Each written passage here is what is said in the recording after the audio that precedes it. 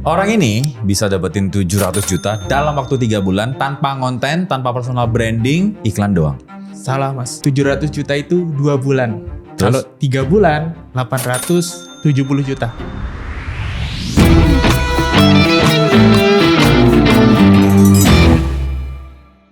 Langsung aja gue kenalin, kita sambut. Ini dia Rudy Irawan.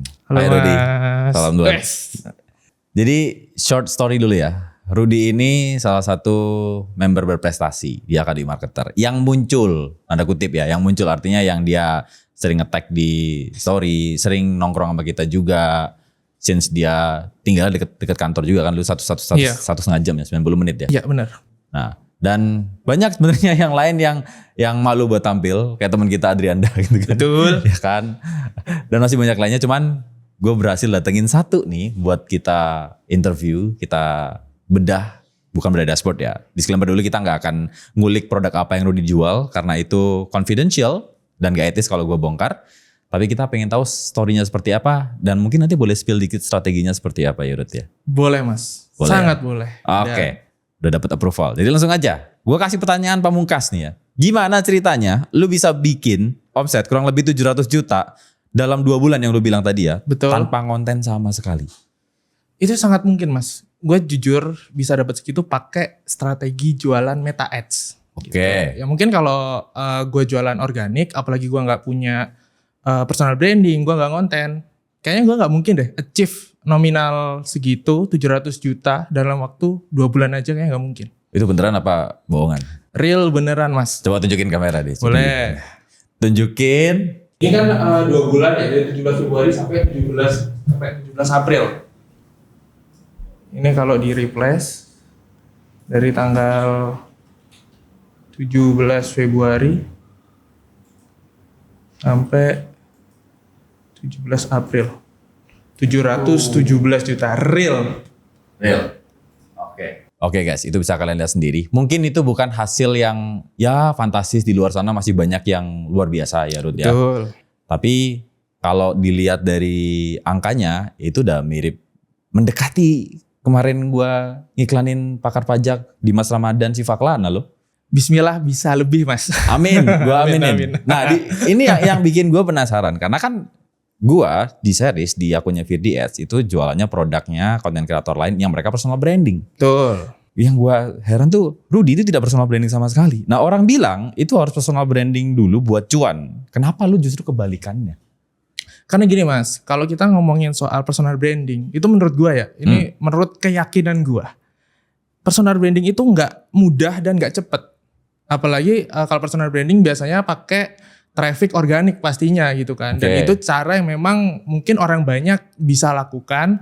Tapi yang jelas untuk waktu bisa achieve sekian ratus follower, itu kan nggak bisa cepat. Ya. Kayak gitu, itu perlu proses lah. Itu sangat nggak bisa diprediksi. Tapi dengan cara kita jualan pakai teknologi yang namanya meta ads. Oke, iklan ya. Itu menurut gue itu teknologi yang canggih banget mas, sangat canggih. Karena dengan teknologi meta ads ini atau meta ads lah teman-teman udah banyak yang tahu, dia tuh bisa ngejualin produk kita atau nyebarin konten iklan ke orang-orang yang benar-benar tertarget. Jadi bukan kita kayak sebar brosur di tengah jalan. Jadi orang yang dapat tuh kan nggak tertarget tuh. Nah tapi kalau pakai meta ads, apalagi objektifnya sales, itu fix kalau kontennya bagus itu bisa tepat ke orang-orang yang memang punya interest ke produk kita. Kontennya bagus. Konten bagus kayak konten kayak gimana? Dalam kasus ini produk yang lu jual deh, strukturnya aja. Oke, sebenarnya gini mas, kalau konten bagus itu lagi-lagi tergantung konteks produk, macam-macam lah. Dan treatment dari setiap produk itu kontennya akan beda-beda. Tapi yang jelas, konten yang bagus menurut gue adalah konten yang menyampaikan isi produknya itu dengan jelas, detail, dan orang bisa langsung paham. Oh ternyata konten iklan ini bahas soal ini loh, produknya ini loh. Langsung dapet tuh. Orang akan tertarik dan otomatis klik masuk ke landing page. Apalagi ditambah landing page-nya meyakinkan. Bagus ya landing page-nya ya. Bagus, Brad. Itu bisa jadi opportunity conversion-nya, LP conversion-nya lebih tinggi. Kayak gitu. Landing page lu masih ada panah-panah gitu gak sih? Sama timer-timer gitu gak sih? Landing page gue, karena gue bermain beberapa produk ya mas. Ada yang memang masih pakai, ada yang memang enggak. Oke. Gitu. Karena kita lagi-lagi A/B testing lah. Kita coba mana yang paling worth, mana yang enggak kayak gitu. Oke. Kan tujuannya untuk scarcity kan. Oke. Scarcity. Menarik. Karena kan orang sekarang lebih aware sama visual ya Ruth ya. Ya, betul. Sama visual. Seberapa penting tadi kan lu bilang landing page ngefek. Seberapa penting visual di landing page untuk mempengaruhi penjualan? Menurut gue itu sangat penting mas. Visual itu bisa meningkatkan trust gitu. Ya anggaplah kita ngeliat kompetitor nih. Landing page polosan. Ya kalau kita mau nyaingin kompetitor berarti kan kita harus bikin tampilan landing page atau visual produk lain-lain yang lebih bagus kan. Supaya orang lebih trust dan lebih percaya gitu. Oke. Nah, landing page sudah sempat lu bahas. Tadi konten iklan juga sedikit udah disenggol. Ada lagi gak sih yang sebenarnya teman-teman ini mungkin yang lagi di luar sana yang nonton, mereka lagi mencoba untuk berjualan produk digital, ada sisi apa yang mungkin tidak terlihat sama mereka Ruth yang bisa lu kasih tips buat mereka? Wah, ini mah banyak ya. Jujur banyak sih mas. Satu ya bener-bener ini inti dari segala inti gitu loh. Konten iklan. Konten iklan. Konten iklan. Berapa produksi konten iklan Rudy dalam satu minggu? Kalau gue sih biasanya ke target ada 2 kloter mas. Oke. Ya anggaplah misalkan nih dalam satu minggu satu produk tuh biasanya 5 konten. 5 konten. Berarti kan kalau satu produk 2 minggu 2 kloter kan 10 konten kan. Tapi andai kan gue punya 5 produk. Oh. Berarti kan berapa tuh hitung sendiri tuh dalam satu minggu gitu. Bisa kita harus memproduksi banyak konten. Bisa 50 dong. Bisa segitu. Karena Bahkan ada kadang 5 produk. lebih. Oke. Lu generate semuanya manual atau AI? Nah gini, sebenarnya yang paling penting adalah kita itu mencoba opportunity-nya mas. Kadang bisa loh ternyata konten yang kita bikin pakai ternyata winning juga. Itu kan sebenarnya adalah peluang buat kita kan. Jadi kita nggak perlu effort. Tapi untuk ada di level tersebut, ada di posisi tersebut, mau nggak mau kita harus yang namanya testing dulu manual. Kita bikin yang memang kita edit sendiri, record sendiri, dubbing sendiri. Habis itu coba pakai AI. Pakai gambar yang kita desain sendiri, habis itu pakai gambar yang desain pakai AI. Semuanya kita coba. Berarti ada A/B testing di mana konten yang lu create sendiri versus konten yang di-generate dari AI. Betul. Nah, ini sering orang nanya nih, konten yang Rudy buat untuk ngiklannya produk digitalnya yang omsetnya gede tadi, itu tampil muka gak, Dut? Wah, jujur gak ada, Mas. Gak ada sama sekali? Tampil muka sama sekali. Gak ada tampil muka sama sekali. Gak ada yang tampil muka. Itu sih Oke. mungkin keuntungan main faceless sih. Nah, tuh. Jadi kalau ada yang bilang, wah faceless itu is dead, tanggapan lu gimana? Ya, masalahnya gue dapat 700 juta. Sekarang Omset ya? 800 jutaan. In omset ya? Kalau dalam hitungan persen deh, bersihnya berapa tuh? Gini, kalau dalam hitungan persen tuh cukup banget, sangat-sangat cukup. Ya anggaplah 800 juta itu setengahnya berapa gitu kan. 50%? Ya lihat 30% ada? Ya lebih. 30% lebih? Lebih mas. Malah lebih 40% lebih mas. 40% lebih. So guys, Kayak jadi gitu. lo bayangin 3 bulan. Ya. Ya around 300-400 million ya. Rupiah, 400 jutaan. Nah sekarang gue akan backtracking sedikit nih. Oke. Sebelum Rudy, tadi kan bilang ini yang merubah itu yang bisa bikin ini terjadi karena bisa iklan atau meta ads. Betul. Sebelum lu kenal meta ads lu di mana, Ruth? Oke, menarik sih ini. Ini mau dari mana nih? Dari kehidupan gua dari awal atau memang waktu gua pas jatuhnya, Mas?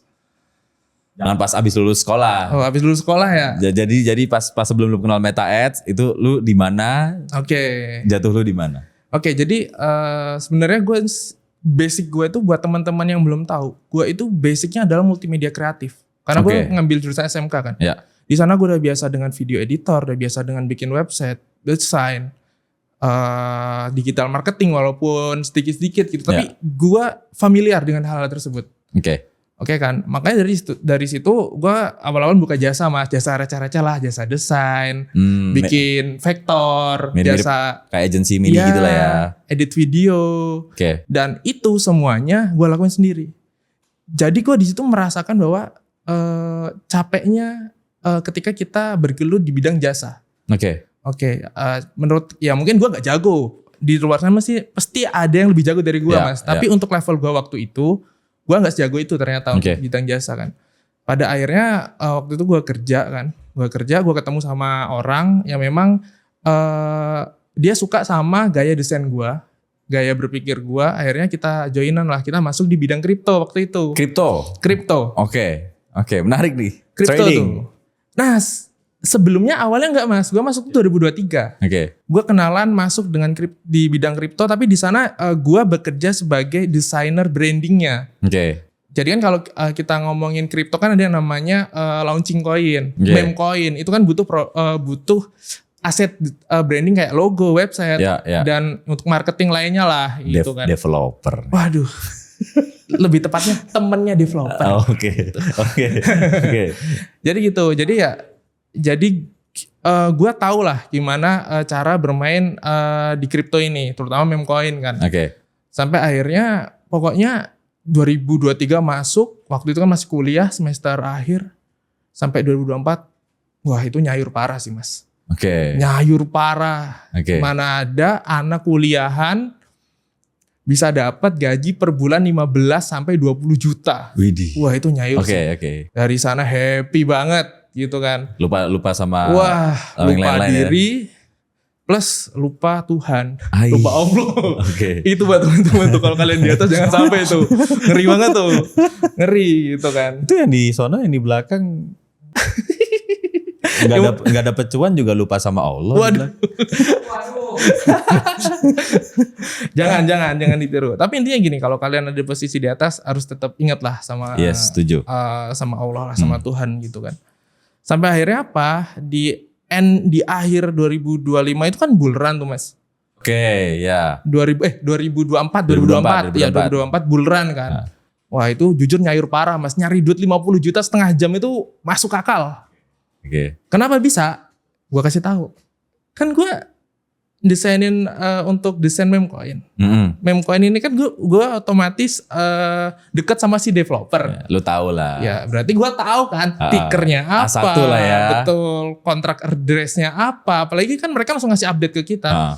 Udah tuh gua pantengin pokoknya 1 jam sebelum launching gua harus beli bawah. Oke. Gimana pun caranya. Makanya gue bilang dapat 50 juta dalam setengah jam tuh sangat masuk akal. Oke. Sampai akhirnya karena gue lupa dengan segalanya nih, Oke. karena udah di atas. Akhirnya di Februari, Januari itu kan Donald Trump dilantik ya. Betul, ada koin Trump tuh. Betul. Itu penyebab crashnya market. Oke. Akhirnya apa? Developer yang sebelumnya ngasih gua profit, dia ngerak gua Mas. Lu dirak? Dirak. Dan itu berkali-kali. Berkali-kali sampai endingnya adalah saldo gua itu dapat ratusan juta Mas. Oke. Ada di atas 300 juta tuh. Oke. Sampai endingnya adalah sisa 15 juta doang. Buset. Tapi kan 300 juta itu pastinya nggak gua all in semua kan. Ada yang gua kasih ke orang tua, Ya, ada ya, yang ya. untuk hidup lah, Ya. dan happy-happy foya-foya. Dan akhirnya apa? Ya itu. Rungkat. Gua all in 15 juta. Habis. Sisa 15 lu all inin lagi. Itu karena mindset gue adalah ya Allah semoga ini keberuntungan saya.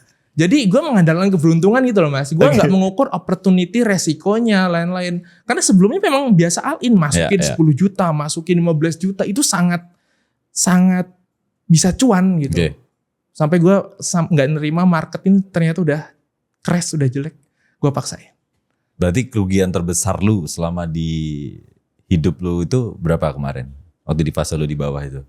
Ratusan juta sih. Ratusan juta. Ratusan juta. Ya, sampai ada di tahap gue pulang gak bawa duit Mas. Lebaran 2025. Jadi teman-teman 2025 adalah tahun dimana gue jatuh ke nol. Lebaran yang seharusnya happy, gue malah puyeng.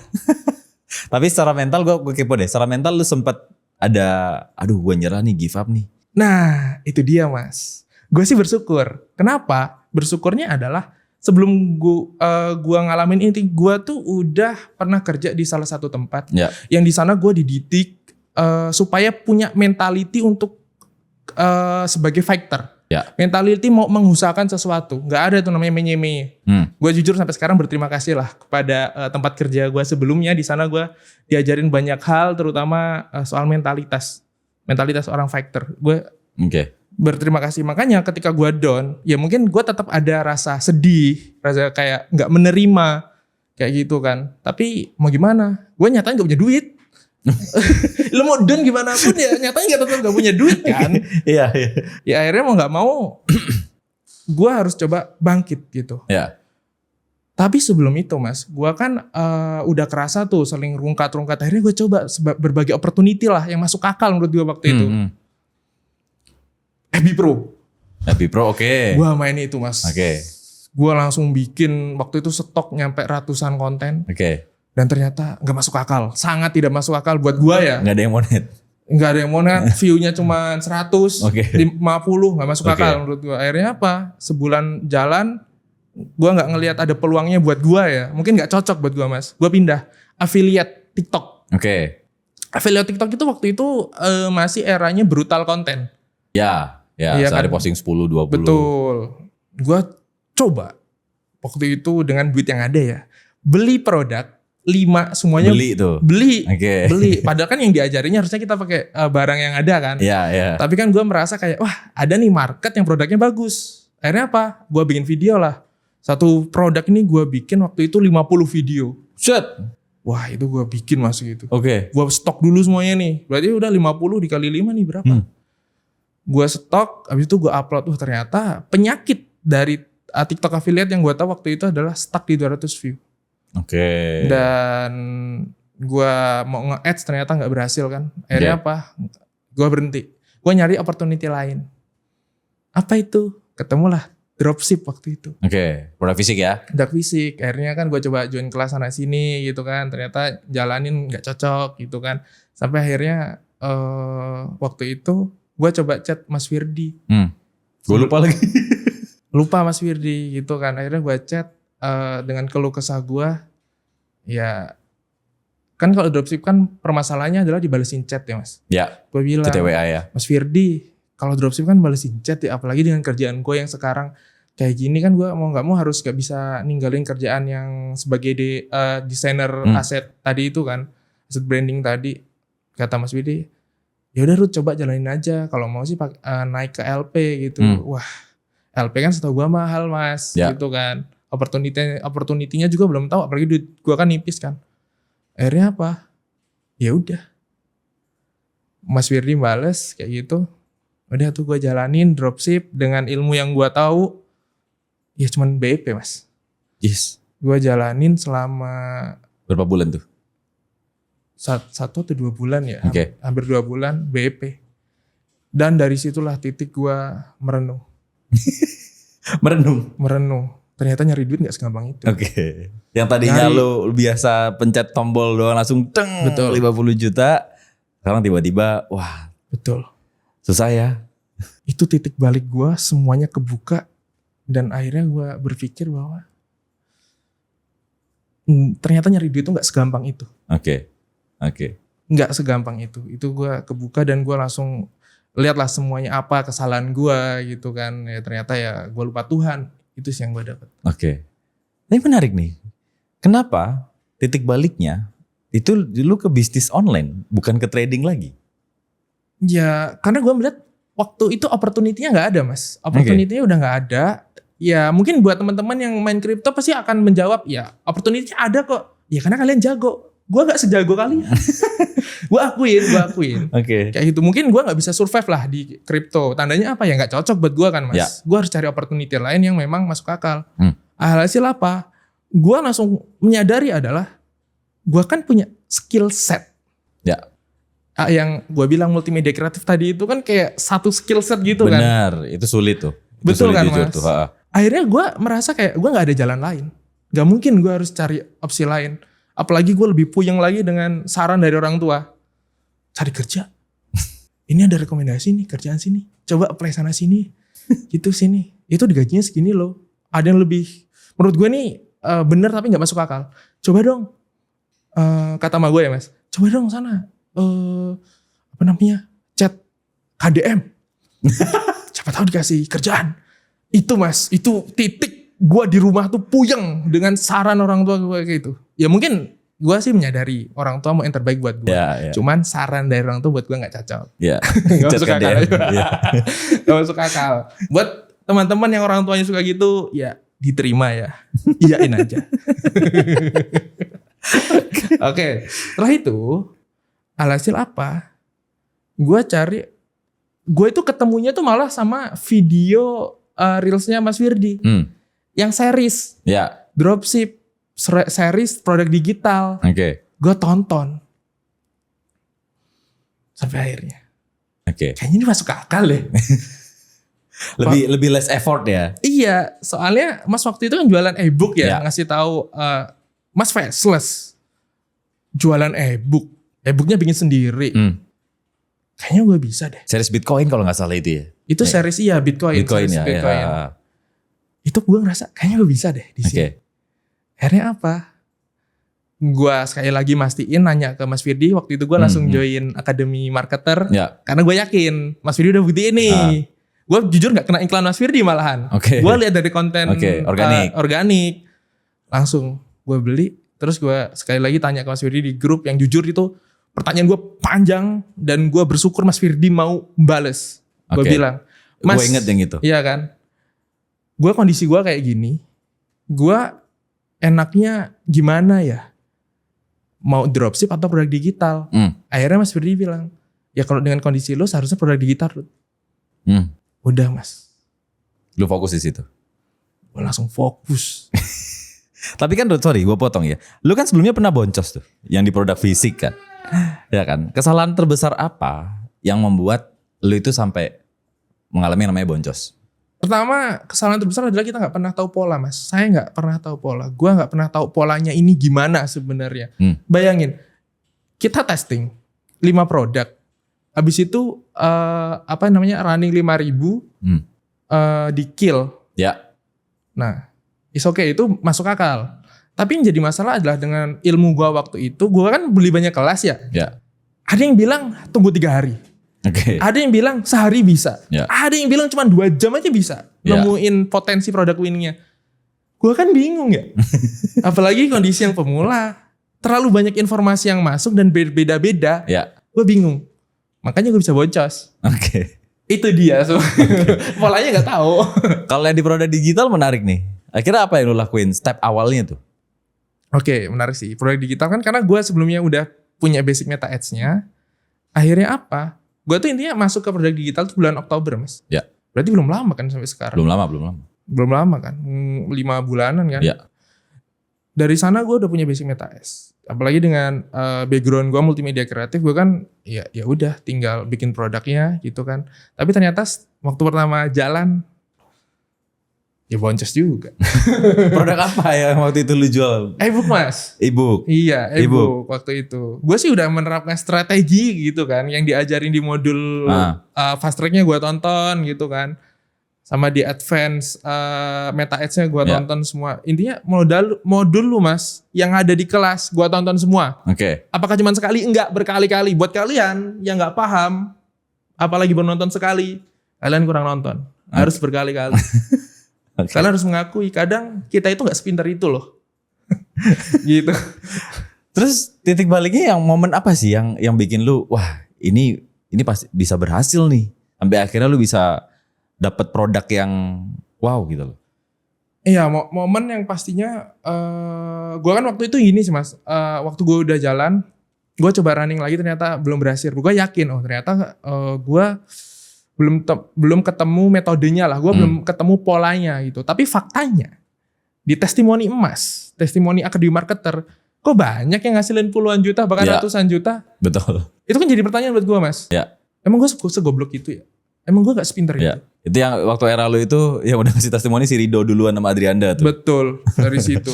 Ditambah Mas Hafiz juga. Iya. Itu kan, wah makin puyeng. Apalagi kondisi gue tuh mempermasalahkan gue punya skill set. Tapi kenapa gue gak bisa gitu loh Mas. Oke. Sampai akhirnya gue coba belajar lagi, gue tontonin lagi.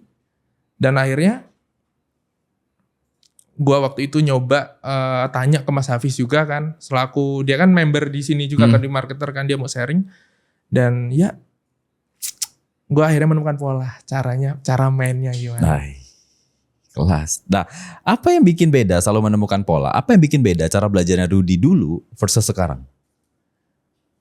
Cara belajar ya Mas, ya mungkin kalau dulu sih gue merasa kayak karena gini Mas, gue kan yang gue pelajarin adalah selama itu kayak teknikal. Hmm. Sesuatu yang memang terstruktur pakai cara ini pasti berhasil. Iya kan? Jadi gue beranggapan bahwa gue nonton sekali gue bisa. Oke. Oke kan?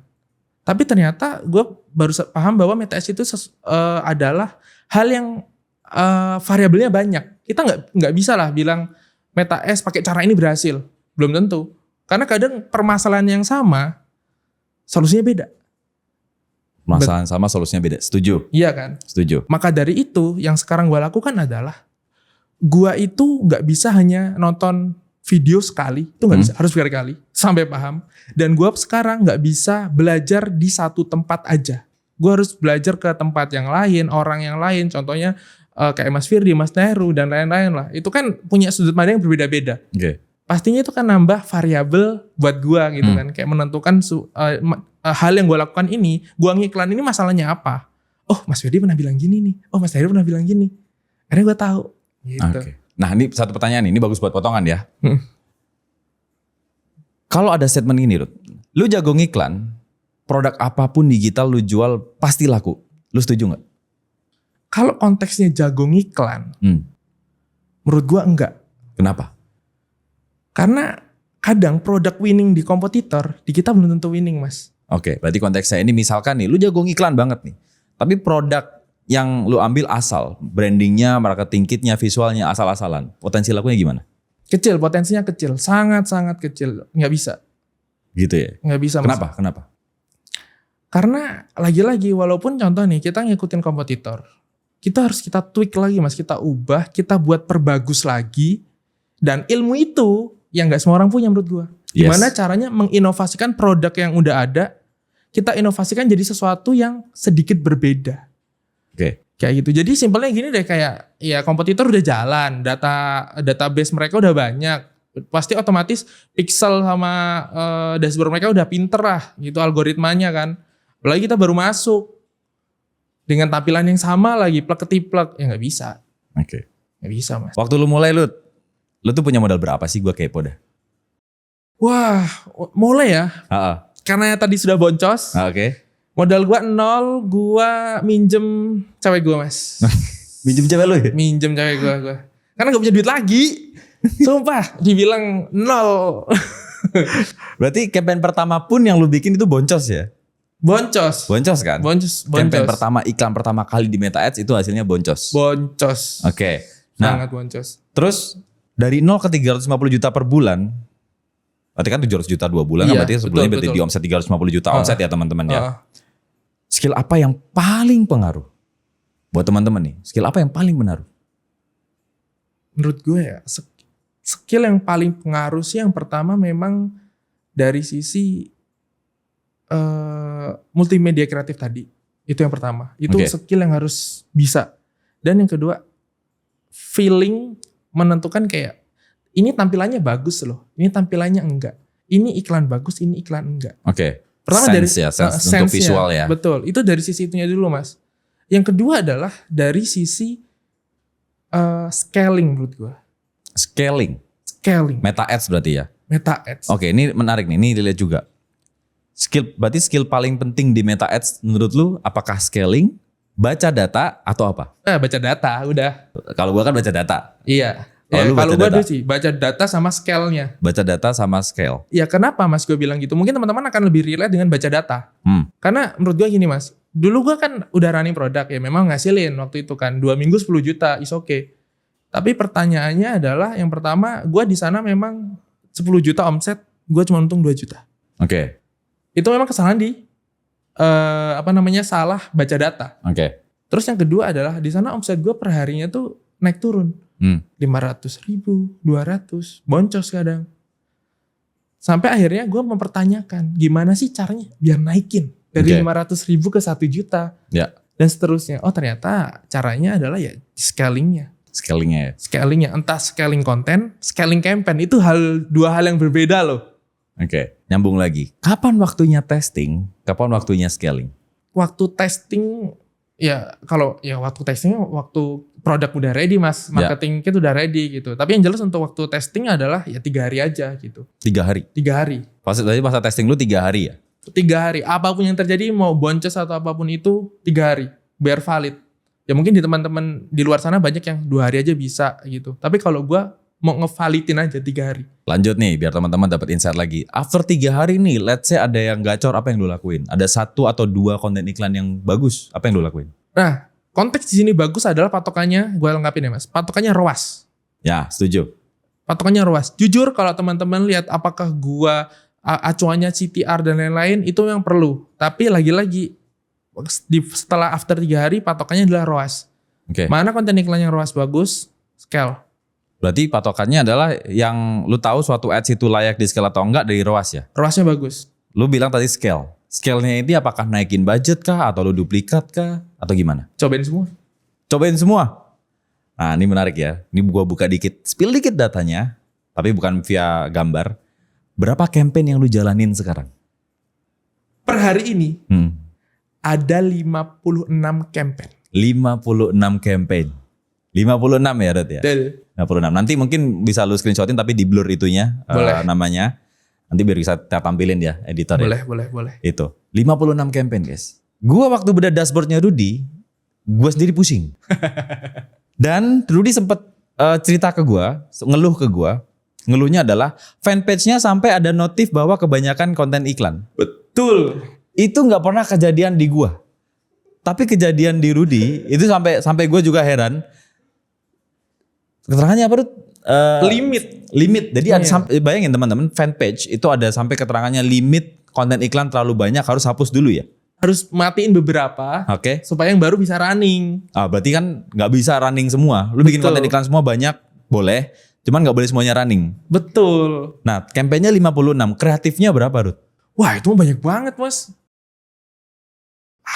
Ya kalau bilang kan hampir 100 ada. Kalau 56 campaign, satu campaignnya ada 2 yang aktif, berarti kan udah 100 lebih. Kalau ada 5 ada 200 lebih. Tapi intinya adalah untuk kalau kita cek di Ashley Blairy, yang running itu 300 lebih. Iya, setuju. Gue sempat lihat sih itu. Iya kan. Penguasa dia di Blairy. Ya, gue gak bisa buka produknya, tapi pas gue lihat, wah anjing ini. Rudy semua di atas sampai bawah tuh. Itu pun dalam waktu 2 bulan kan dia. Iya. Gila. Oke. Nah, pertanyaan bagus lagi nih. Ruth, menurut lu kenapa sampai sekarang masih banyak orang yang gagal di Meta Ads? Jawabannya simpel. Karena gak mau belajar lebih banyak. Gak mau belajar, gak mau mengeksplor lebih banyak lagi gitu. Merasa sekali belajar gagal udah. Teman-teman, satu, gak ada yang pasti di dunia ini. Yang bisa kita lakukan adalah memperbesar opportunity. Kita gagal, kita coba lagi yang lain. Kita cari opportunity-nya. Siapa tahu di salah satu opportunity itu kita dikasih luck, dikasih keberuntungan sama Tuhan, sama Allah. Itu yang bisa kita lakukan cuman memperbesar opportunity aja. Kita coba berkali-kali. Pastinya disesuaikan sama resiko masing-masing nih. Pastiin disesuaikan. Karena yang pasti itu cuma satu. Kematian. Udah inget sama akhirat dia sekarang. Oke. Buat teman-teman nih Rod yang baru mulai ngiklan, even itu produk fisik atau digital, misalkan kalau budgetnya tuh 50 sampai 100 ribu nih, strategi dari lu apa, Rod? 50 sampai 100 ribu ya. Strategi dari gua adalah teman-teman harus pastiin produknya itu potensinya bagus. Potensi ya, nggak ada yang pasti di sini. Gue bilangnya potensi. Pertama pastiin potensinya bagus, dan yang kedua kalian harus testing mungkin karena budgetnya minim agak lebih lama. Agak lebih lama karena biar valid kan Mas. Nggak mungkin lah 3 hari datanya jelek mau tetap dipaksa scale hasil ya nggak maksimal gitu. Nah, gue potong lagi sorry. Tadi ada bagus nih produk yang potensi. Betul. Kita samain persepsi dulu. Yang potensi ini yang kayak gimana, Ruth? Sebenarnya gini, kalau kita ngeliat potensi banyak cara untuk risetnya. Yang pertama, kita bisa lewat Etsy Mas. Itu cara yang paling familiar orang-orang lakukan. Caranya gimana? Ya udah, dilihat aja mana yang pembelian paling banyak dan reviewnya paling banyak dan bagus. Itu yang pertama. Kedua bisa lewat Shopee. Kita lihat reviewnya kayak gitu. Atau yang ketiga Ashley Blairy. Itu menurut gue cara ngelihat produk yang potensial. Caranya kayak gitu Mas. Tapi disclaimer dulu jangan ngejiplak ya. Jangan Jangan kalian download, kalian ganti logo terus jual lagi, itu namanya jiplak. Itu kalian bisa dilaporin ke agregatornya, nanti bisa Betul. di-ban akun kalian. Dan gue rekomendasikan malah kalau bisa bikin sendiri. Bikin lebih bagus kan? Bikin ATM. lebih bagus, betul. Amati, tiru, modifikasi. Itu lebih aman. Modifikasinya yang benar-benar lebih bagus teman-teman. Betul. Itu ya. Dan buat teman-teman yang produknya nyolong, ya sebenarnya nggak apa-apa sih. Yang bermasalah tuh akun Skalev kalian. Kan di-banned. Saldonya nggak bisa keluar. Nggak bisa ditarik. Makanya jangan nyolong. Makanya yang kreatif. Bikin sendiri. Bikin sendiri yang kreatif. Ya kan? Kalau udah ada contohnya kan berarti tinggal duplikasi sama dibagusin lagi kan. Betul. Gitu, jangan plek ketiplek. Betul. Apalagi ya udah diganti logonya kok. Anjing, lu ganti logo doang. Ganti logo tuh lu tinggal chat GPT ya, logo download lu tempel, itu sama aja nyolong gitu loh. Kesel juga gua. Sabar mas, sabar. Nah, satu lagi. Produk yang potensial.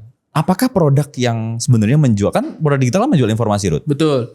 Kalau produk digital menjual informasi, kalau informasinya itu mudah didapat, kalau kita jual lagi, apakah masih seksi untuk jadi uang? Contoh nih, contoh. Resep kumpulan 100 resep masak Oke. siap untuk kayak kemarin untuk puasa, untuk berbuka gitu. Oke, I see.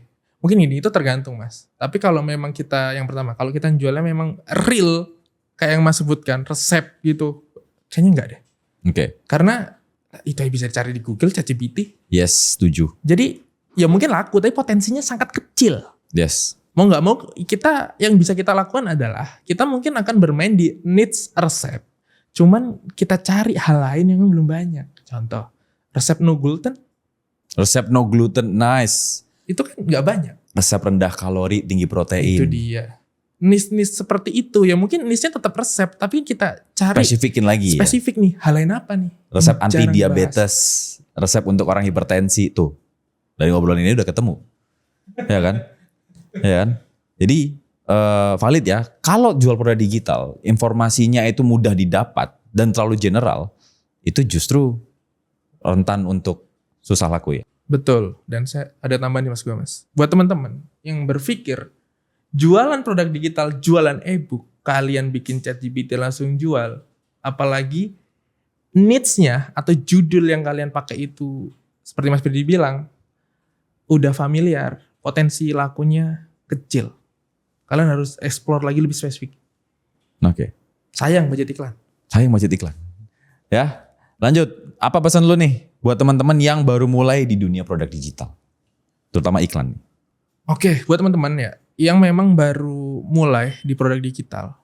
Pesan gue satu, selama kalian belum nemu pola, kalian harus tetap belajar.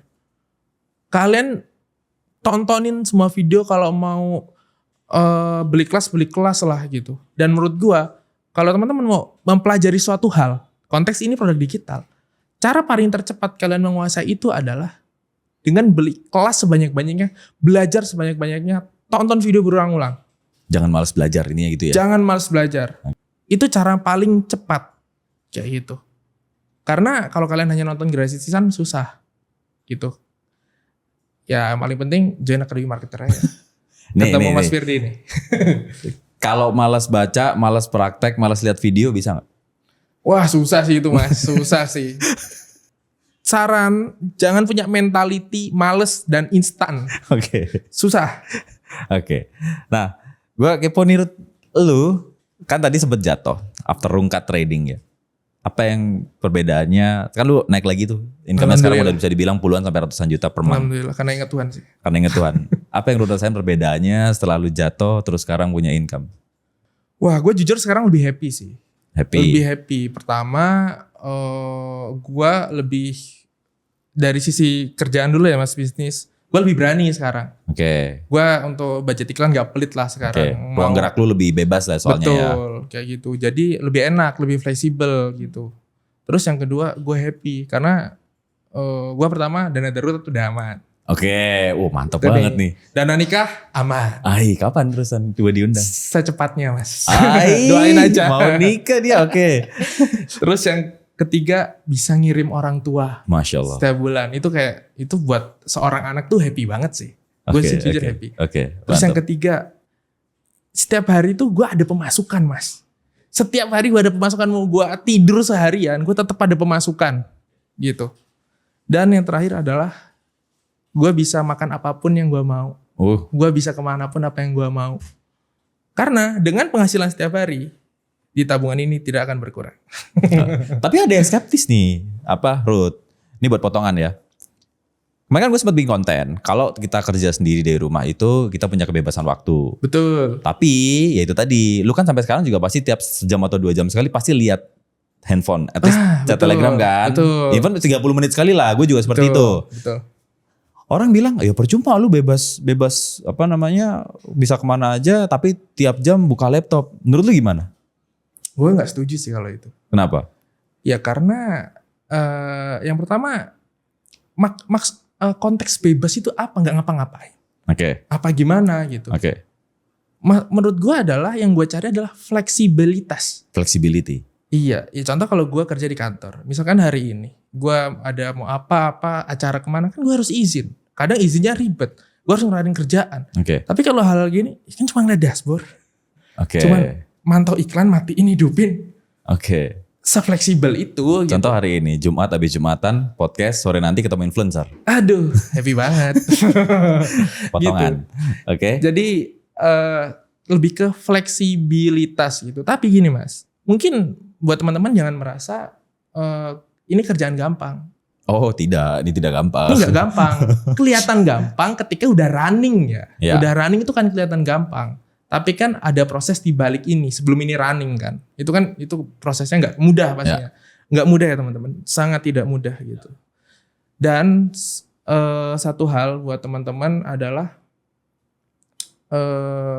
harus mau coba sih. Harus Mau coba ya. berkali-kali. Mau coba dan mau baca, mau lihat video, mau praktek, mau belajar. Betul. Karena kalau kalian nyoba, tapi kalian di tengah jalan males lihat video, males tutorial, males segala macam, ya nggak akan ketemu jalannya. Betul. Ada quotes nggak Ruth buat teman-teman nih? Quotes hidup lu buat teman-teman nih. Quotes ya.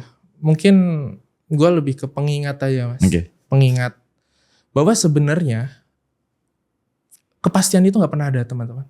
Kepastian itu nggak pernah ada. Yang ada adalah kita mengusahakan gimana caranya kita dapat opportunity dari hal yang kita usahakan itu. Kayak gitu. Dan sekali lagi, ketika kalian lagi di atas, jangan pernah lupa sama yang namanya Tuhan, Allah. Jangan pernah lupa. Kayak gitu. Kenapa? Karena kalian nggak pernah tahu ketika kalian di atas, kalian akan di bawah itu kapan. Kalian nggak akan pernah tahu itu. Yes. Makanya ketika kalian di atas, hal yang bisa kalian lakukan adalah ngumpulin, saving duit sebanyak-banyaknya. Apabila kalian ada di bawah lagi, comebacknya lebih gampang. Mantap. Itu Dan- sama kayak mentor gue dulu bilang tuh. Dan satu lagi mas, sebenarnya buat kalian, buat teman-teman, gue saranin kalian itu mumpung sekarang ya masih punya waktu, kesempatan, masih muda. Kalau bisa saving duit. Sebenarnya bukan buat kalian. Buat jaga-jaga ketika orang tua kalian sakit. Kalian tega ngelihat orang tua kalian sakit dirawat ala kadarnya. Kalian gak pernah tahu. Makanya gue jujur sekarang beruntung. Karena gue kemarin di posisi 0, orang tua gue masih sehat sih mas. Oke. Dan sekarang mungkin gue udah saving jadi kayak lebih aman aja gitu. Oke. Bukan berharap dapat ujian, enggak. Tapi lebih ke bersyukur orang tua masih kasih kesehatan, gue masih kasih kesehatan. Ya semoga aja ini lancar lah. Yang Amin, gua lakukan. amin. Ini dari orang yang dia pernah dapetin 50 juta 30 menit, rungkat, dan sekarang comeback ya guys ya. Dari Rudy Irawan. Kalian harus dengerin nasihatnya tadi. Dulu mentor gue juga bilang, Rud, Gimana tuh? kalau lu udah dapet duit banyak, lu lagi di atas, ya lu handrem biar roda kehidupan itu nggak turun lagi. Betul. Oke, last questions nih. Rudy ada rencana buka kelas nggak? Atau mungkin ada program dari Rudy kah? Sebenarnya kalau kelas ya untuk saat ini belum. Tapi yang sekarang ada itu private one on one mas. Karena banyak orang yang nanyain ya. Betul, banyak banget. DM gue banyak yang nanya. Oke, Mas private gitu. Oke, terus? Cuman lagi-lagi nggak semua orang gue terima. Kenapa tuh? Karena ada kriteria tertentu. Contoh nih buat teman-teman yang nanya, gue jawab nih. Kriteria untuk saat ini ya. Kriteria apa sih yang mungkin gue mau nerima nih yang private sama gue. Jujur karena gue gak nyari duitnya. Karena gue lebih ke mau transfer ilmunya aja. Yang pertama adalah teman-teman harus at least sudah pernah jalan produk digital. Yes. Harus sudah pernah ngiklan Oke. gitu, tapi merasa stuck. Oke. Entah stuck, entah boncos, tapi setidaknya kalian tahu polanya, tahu skemanya gimana cara bermain. Udah nggak bingung lagi bikin BM, bikin akun iklan, Betul. fanpage, pixel gitu Betul lah ya. Mas. Soalnya sama gue bahasnya udah langsung strategi. Yeah. Strategi, cara praktis, cara instannya kayak gimana gitu, cara cepetnya gitu. Nah mungkin buat teman-teman nih yang masih nol banget, mulai dari nol, gue saranin mending join ke Akademi Marketer sama Mas Wirdi. Karena di sana kalian udah dibimbing dari nol, kalian akan mentoring setiap hari, dan at least kalian seharusnya bisa running lah. Nanti kalau ibaratnya stuck atau gimana, ya bisa ke gua gitu. Tapi lagi-lagi ini nggak harus lah. Gua nggak mau wajibkan kalian ke gua gitu. Gua pun yang mau aja. Kayak gitu. Fokus lu nggak ke situ ya soalnya. Betul. Oke. Nah ngomong strategi, di modul AMAK strategi apa yang paling lu suka? Wah, semua strategi bagus Mas, bagus. Tapi satu hal yang membuka pikiran gue adalah strategi test to scale dropship. Jadi strategi dropship yang test to scale. Malah itu. Itu yang justru lu jalanin sekarang. Iya, malah itu. Oke, itu buka tuh modul teman-teman, buka. Buka modulnya.